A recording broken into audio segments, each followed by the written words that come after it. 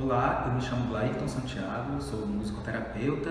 Atualmente sou presidente da Associação de Musicoterapia do Ceará e vice-presidente da União Brasileira das Associações de Musicoterapia. Eu vim aqui juntar a minha voz aos inúmeros musicoterapeutas brasileiros que nesse momento estão envolvidos nessa campanha Um Minuto pela Musicoterapia. Essa campanha é importante porque a musicoterapia ela não é o uso comum da música para o benefício da saúde, ela é uma profissão específica, com uma formação específica, que está agora dando passos importantes através, inclusive, do projeto de lei que está tramitando na Câmara dos Deputados Federais, o projeto de número 6.379 de 2019, que trata sobre a regulamentação da profissão musicoterapia. Portanto, eu conto com o apoio de vocês.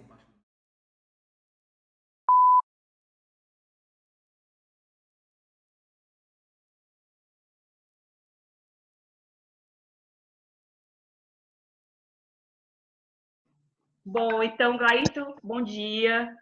Bom Muito dia. obrigada por ter aceitado o nosso convite. É uma honra. Né? Eu sei que você é bem ocupado. Inclusive, assistimos sua live ontem, ficamos bem interessadas, né? Saúde vocal, sobre saúde vocal. E, inclusive, alguns tópicos nós retiramos da sua live ontem. Bem interessante. Como eu falei, né, nós nos conhecemos na Semana do Cérebro. Eu assisti a sua palestra e fiquei encantada com esse recurso terapêutico que é a musicoterapia. E como eu te adiantei, nós estamos cursando uma disciplina que é uma disciplina de psicologia e cultura. E a nossa ideia aqui hoje é conversar um pouco sobre essa junção da cultura e da saúde mental, né? Que nós sabemos que é um recurso terapêutico fantástico para se trabalhar a saúde mental, né? Então, eu vou falar um pouquinho aqui do seu currículo para os nossos colegas conhecerem um pouco sobre o Glairton Santiago. Tudo bem. Então, vamos lá. Glairton Santiago é musicoterapeuta e arteterapeuta clínico, com mais de 10 anos de experiência no atendimento individual e grupal de pessoas com transtornos mentais, emocionais e déficit cognitivo. Pesquisa os efeitos da expressão vocal na prevenção, promoção e reabilitação da saúde. Desenvolve atividades como educador musical, arranjador e compositor. Atua também como palestrante nas áreas da educação musical, musicoterapia, gerontologia e saúde mental. Obrigada, mais uma vez, pelo aceite, Glairton. Agradeço o convite. Obrigada. Então, Glairton, bom dia, né? Muito obrigada de novo por estar aqui com a gente. E assim, a gente queria primeiro saber como foi que essa paixão pela música se despertou em você, né? E não só essa paixão pela música, mas quando você percebeu que ela podia ser utilizada não só para ser, né, para despertar essas emoções, mas também para fins terapêuticos. Tá. Desde criança, eu sempre tive muito próximo das artes, de uma forma geral. Talvez pelas experiências que eu tive, eu morava numa floresta no Rio de Janeiro, então eu tinha contato direto com muitos tipos de animais, principalmente pássaros, né, formatos de árvores diferentes, e desde pequeno eu sempre fui muito curioso de entender por que essas sonoridades elas são diferentes. Por que o som da jaqueira é diferente do som da mangueira? Por que quando o vento dá no bambuzal, né, onde tem os bambus, é diferente de quando dá na plantação de tangerina, que tinha muitas lá onde eu morava. Então, eu tinha essa curiosidade de criança mesmo, eu observava e ficava atento a esses detalhes. Então, o som já começou a me despertar interesse, em geral. Depois eu passei a observar o som dos animais e a fala das pessoas, né? Então, eu começava a observar como que as pessoas se expressavam. Agora, claro, isso uma criança observando, né? Com curiosidade de criança. E a partir de um dado momento eu começava a imitar. Eu imitava os sons da voz das pessoas, eu imitava os sons da natureza. E daí para a música foi um passo bem curtinho, né? Porque a música, na verdade, já organizava tudo isso de uma maneira mais estética, né? De uma forma mais precisa. Então, a minha percepção auditiva, né? Minha sensibilidade para a música, ela foi imediata. Então, quando eu escutava uma música, eu não escutava como uma unidade só, né? A música por inteiro. Eu meio que ficava tentando entender os detalhes, né? O som dos instrumentos, muito embora eu não entendesse quais eram aqueles instrumentos, mas eu ficava pensando ali dentro daquele monte de som, o som de um instrumento A, o som de um instrumento B, a voz da pessoa, e a minha percepção começou a se dar por aí. Então, vamos dar alguns saltos aí na linha do tempo, né? Então, chegou na minha época de adolescência, na juventude mais cedo, e eu já tinha muita facilidade de lidar com a música, né? Nas escolas, nas bandas marciais, que tinha, né? Geralmente nos desfiles de 7 de setembro, eu sempre tinha muito destaque, porque eu conseguia tocar todos os instrumentos, né, rítmicos. O pessoal me convidava para tocar a banda de outras escolas, né? E eu achava isso legal, ficava muito de orgulhoso por isso. E ia. E dessa forma eu fui dando passos mais sérios, vamos dizer assim, né? Me aprofundando, me debruçando um pouquinho mais sobre as artes. Depois entrei nas artes cênicas, né? Tinha a oportunidade de trabalhar com grupinhos de teatro na escola. A percepção foi se estendendo não só do som, mas para o movimento, mas para as formas, mas para as cores e a forma como as pessoas recebiam aquilo, né? Então, o público, por mais simples que fossem as apresentações que a gente fazia, mas ele sempre dedicava aquele tempo, com aquele foco de atenção, eram afetadas em maior ou menor grau, de alguma forma, né? Então, o fato é que naquele momento elas estavam ali presentes, estavam ali vivendo aquela experiência com a gente, e aí não importava o que estava acontecendo na vida, não importava se tinha problema, se tinha alguma coisa, se era no momento de rir, eles riam, se era no momento de chorar, eles choravam, e aquilo me chamava muito a atenção. Sempre me acompanhou essa curiosidade. É um efeito que a música causa muito na gente, né? Essa questão da emoção, né? A música, a gente costuma dizer que ela é o fenômeno que não tem como a gente resistir, não tem como rejeitar. Se você não quiser ver, você fecha os olhos, né? Se você não quiser sentir de alguma maneira tátil, você até pode se esquivar, mas o som, ele nos alcança, né? O som, mesmo que não seja auditivamente, mas a pele da gente, ela capta as vibração, né? E tem realmente um efeito, assim, que para cada pessoa, obviamente, vai ser diferente, mas nos alcança em um certo sentido. E aí, para chegar na percepção da música, especificamente, gerando saúde, né, sendo promotor de saúde, já foi bem mais na frente, já trabalhando como profissional mesmo, educador musical, né, eu me formei em música, já era um cantor profissional, já tinha uma carreira de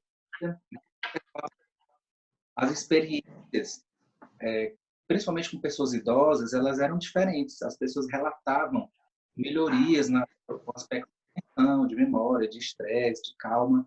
Eu não tinha um propósito terapêutico, mas acabava vendo ali um feedback de benefícios, né, para essas áreas aí.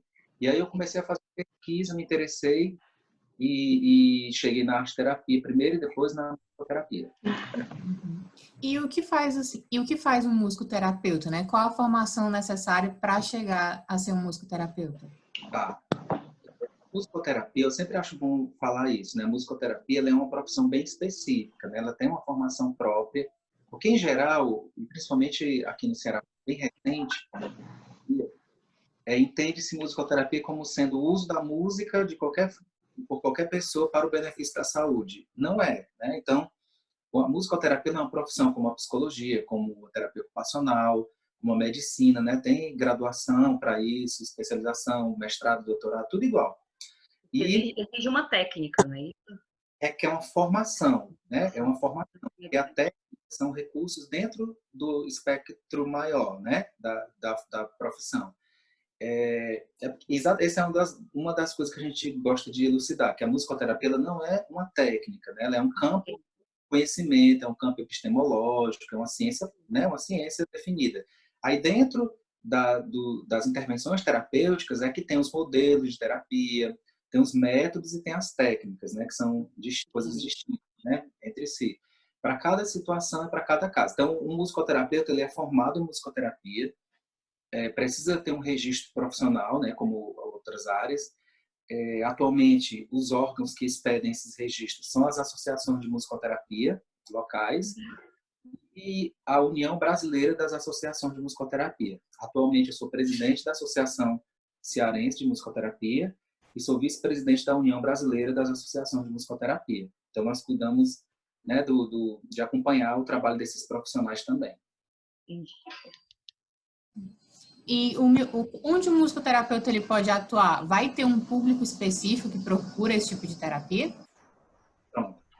A gente divide as áreas de atuação da musicoterapia basicamente em 4 grandes áreas, que cada uma dessas áreas se subdividem, né? Então, a primeira grande área é a área clínica, que é onde eu atuo. Tem a área da educação, a musicoterapia que atua no processo de complementar nos processos de educação, que aí vai intervir em dificuldade de aprendizagem, transtorno de aprendizagem, melhorias de processos no processo de educação. Pode ser numa escola, pode ser num ambiente de formação mais nessa linha. Tem a musicoterapia comunitária, que é um trabalho de musicoterapia que trabalha com questões mais sociais, que se engaja em processos mais globais, né, específicos de uma dada região, de uma forma mais assim social mesmo, né, focado nas especificidades de grupo, de cultura.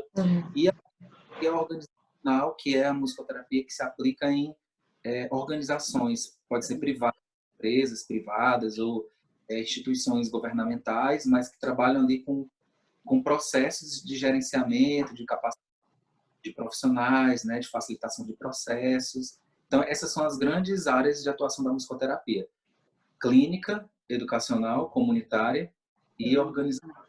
E dentro dessas grandes áreas se subdividem. Por exemplo, na área clínica, que é onde eu atuo, você vai ter musicoterapeutas que vão trabalhar com reabilitação, com neuroreabilitação, com transtornos emocionais, com saúde mental mais voltada para os aspectos psiquiátricos e por aí vai. Em relação ao público, tem restrição quanto ao público, criança, ou atinge toda e qualquer idade? A princípio, todas as idades, né, e todo o público. Quais são os critérios assim de corte para que a gente não indica a musicoterapia, né? Primeiro, pessoas que rejeitam a música em geral, né, que não gostam de música ou que não têm prazer na atividade musical, e pessoas que têm epilepsia musicogênica, que é um tipo de epilepsia que é causada pela música, né, pela sonora. Então, para essas pessoas, elas não são indicadas, e quando tem algum tipo de intervenção, o acompanhamento é muito mais minucioso, tá? Só para você ter ideia, a musicoterapia já pode ser aplicada desde o processo de gestação, né, tem pessoas que trabalham nessa parte na área hospitalar, né, com musicoterapia gestacional mesmo, orientando, fazendo um trabalho com a mãe e com o próprio processo de desenvolvimento do feto, com as intervenções que já tem pesquisas já aí que comprovam, né, o desenvolvimento cerebral. É muito interessante. Até as pessoas que já estão mais idosas, né, e podem tendo diagnóstico ou não. Laírton, como é feito o atendimento e quais são os recursos assim que normalmente tu usa? Bom, todo acolhimento para um trabalho de terapia, ele passa por uma entrevista, por uma anamnese, por uma consulta inicial, aí depende da nomenclatura que queira utilizar, né? No meu caso, eu faço uma anamnese. Essa anamnese, ela tem um caráter de trazer informações gerais, né, como uma anamnese básica, e tem uma outra forma de anamnese, que é o que a gente chama de entrevista musicoterapêutica, que é quando a gente vai conhecer todo o histórico sonoro daquela pessoa, desde a gestação até a idade presente da pessoa, como que os sons e a música fizeram parte da vida da pessoa.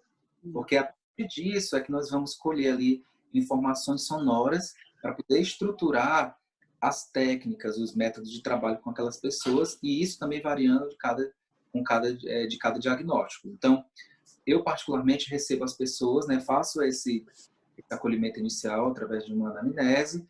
A partir daí, tem algumas sessões de avaliação mesmo, né, onde como é que a pessoa se comporta, né, vou fazer alguns testes que são específicos da musicoterapia, aplicar algumas escalas de avaliação inicial, que a gente também dispõe de muitas escalas, né, que tem protocolos, tem escalas, umas outras específicos da musicoterapia. Alguns precisam de uma formação específica, outros são abertos para todos os musicoterapeutas.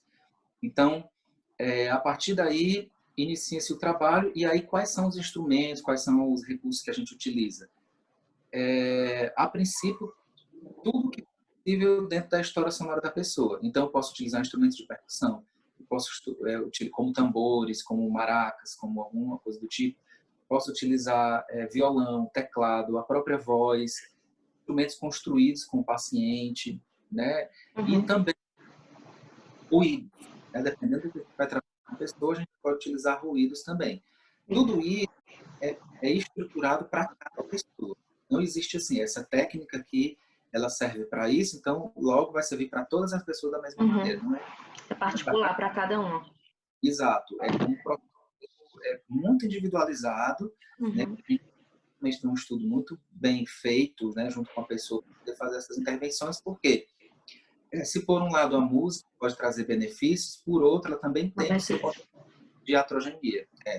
E aí é quando é aplicado de uma maneira inadequada, mexendo com questões subjetivas, principalmente, né? Às vezes a pessoa pode ser levada a um estado alterado de consciência, ter contato com algum aspecto de memória afetiva que não foi preparado para aquilo, ou o próprio profissional tem capacidade de lidar com os desdobramentos daquilo, pode acontecer algum nível de catarse. Então tem que ter realmente bastante cuidado. Tu falou que tinha várias técnicas. Tu usa uma específica ou tu se adequa ao paciente? Tu usa tu usa uma técnica de acordo com a tua anamnese? É assim, ó. Quais são tipos de experiências musicais que a gente pode usar? Eu vou falar assim, porque daí eu consigo especificar melhor. Então, quais são os principais tipos de experiências musicais? Tem a improvisação, e a improvisação tanto vai ser variável o tipo de instrumento, forma, né, dependendo da relação do terapeuta com o paciente. Então, a gente pode trabalhar com improvisação para determinados fins, pode trabalhar com composição, então produzir música junto com o paciente, aí pode ser música que tenha letra, que tenha só improvisos vocálicos, enfim, só instrumental.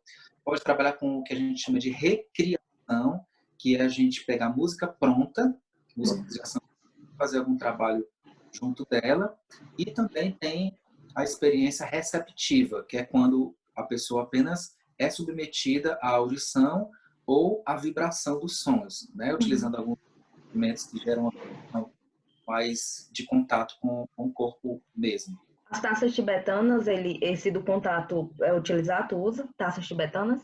Ou não? As taças tibetanas, elas se enquadrariam dentro do que a gente chama de musicoterapia vibroacústica. Tá. Né? Que tem vibrações, mas aí é para trabalhar com... Eu não trabalho com taças, né? Porque tem que ter formação específica para isso.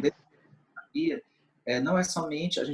Nada do que a gente utiliza é só porque produz a experiência. Não, a gente é tudo muito baseado nas evidências, né? Então tem fundamentação em pesquisa e tudo, em estudos. Então, para utilizar ferramentas como essa, precisa de capacitações, né? A própria mesa lira, que é um que pode ser utilizado, que é uma mesa que a pessoa se deita e ela tem cordas por baixo que são dedilhadas e promovem algum tipo de efeito físico e emocional na pessoa, mas também tem formação para o musicoterapeuta, né? Então, tem musicoterapeutas que fazem formação em taça tibetana, mas dentro de uma perspectiva da musicoterapia, né? Então, eles utilizam esse material, mas são pessoas que trabalham especificamente com vibroacústica. Entendi. Eu queria saber também se tu nota quais são como é que eu posso perguntar? As mudanças mais observadas nos teus pacientes com o decorrer da terapia, né? O que a gente vê assim de imediato, né?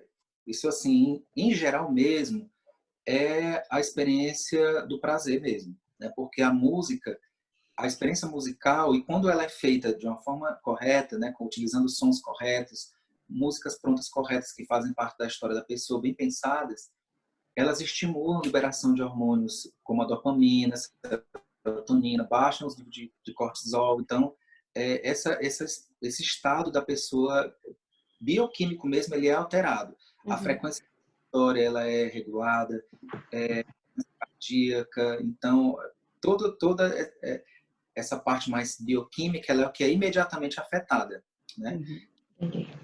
Experiência de prazer, de relaxamento. E aí quais são as consequências disso? Estados mais favoráveis de concentração, de atenção, o estresse, né? O próprio pensamento acelerado vai dando uma Centra mais, né? E aí vem os outros benefícios consequentes dessa reação física, fisiológica imediata. Entendi. É verdade que o nosso vocal tem muito da nossa experiência de vida, o nosso vocal ele tem, é muito de acordo com a nossa experiência de vida? A voz, no caso. A voz, A maneira como a gente emite o vocal, ela mostra como é que está nosso estado de tensão corporal, mostra como que a gente organiza o pensamento, mostra a maneira, a consciência corporal que nós temos, né, de dar as pausas, né, na interlocução com a outra pessoa. Uhum. E isso tudo, de uma forma mais nítida ou menos nítida, mostra o histórico da pessoa. Claro que não é uma coisa assim tão reducionista, né? Uhum. Mas, no contexto geral, existem estratégias e maneiras da gente avaliar tudo isso. O ritmo da fala, a maneira como são acentuados determinados fonemas, a forma como são pronunciados, articuladas, né, algumas palavras. Então, muitas coisas dá para a gente saber de uma forma mais imediata. Então nós nos entregamos pela voz, pela fala. Depende de quem está ouvindo, né? Claro, tem que ter uma boa escuta, com certeza. Não tem nada, né, para isso. Sim, mas não se preocupe, porque eu lido com isso, mas eu não avalio, não fico avaliando. Que bom!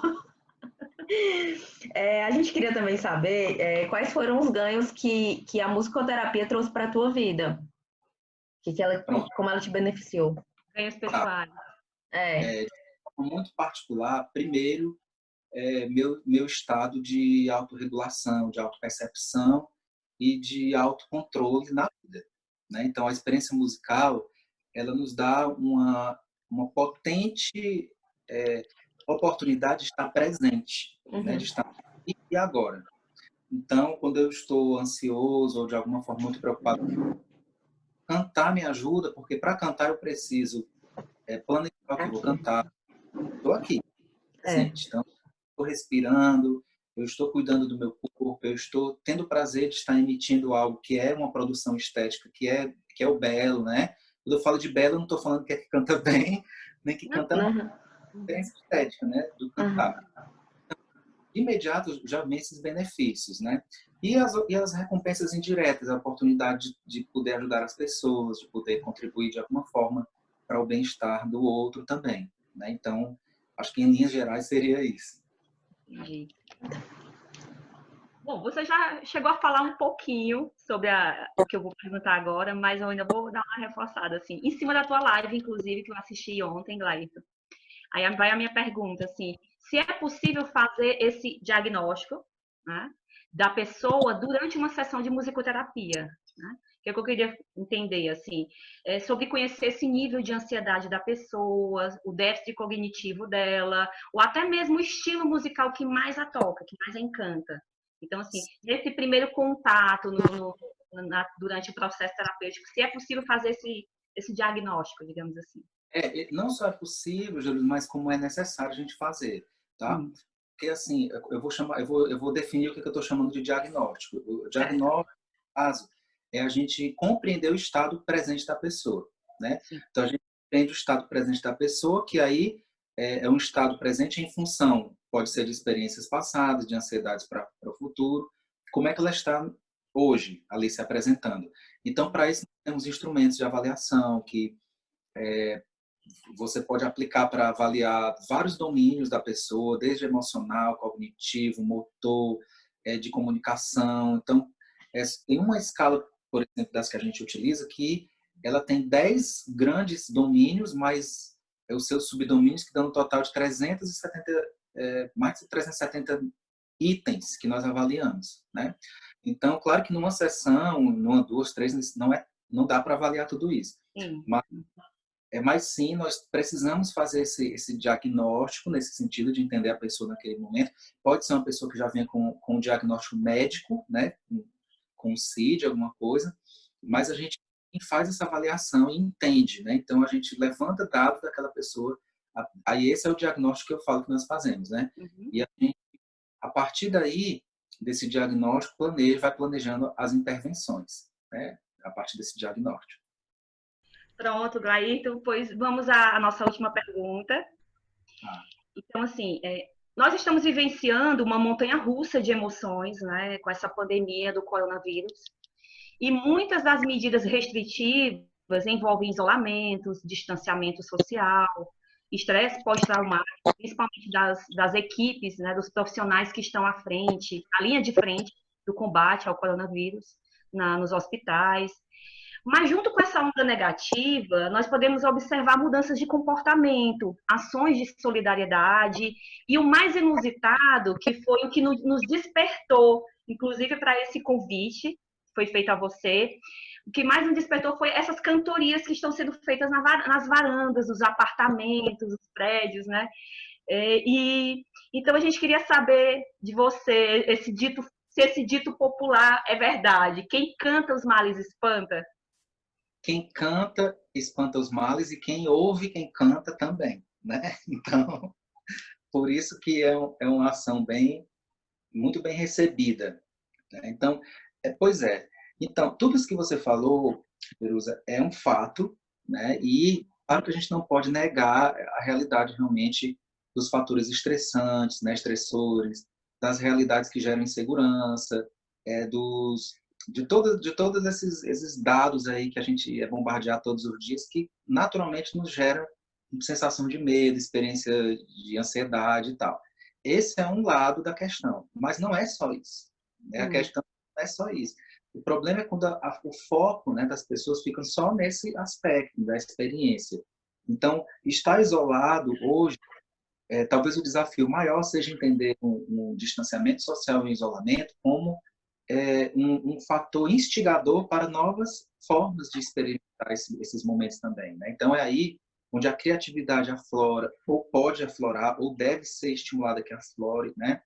É por isso que as experiências estéticas, né, cantar é muito mais comum, porque qualquer um pode cantar, né? Você pode cantar, eu posso cantar, isso que sejamos cantores profissionais, mas eu posso ir para a janela do meu quarto, para a sacada da minha sala e cantar, né? E isso, por si só, já tira a gente desse ambiente, né, que é um ambiente adoecido, e já faz com que quem gera a experiência de cantar e quem escuta seja levado para um outro ambiente, né? Então, de uma certa maneira, nós diversificamos a estrutura do nosso dia a dia, vamos dizer assim, né?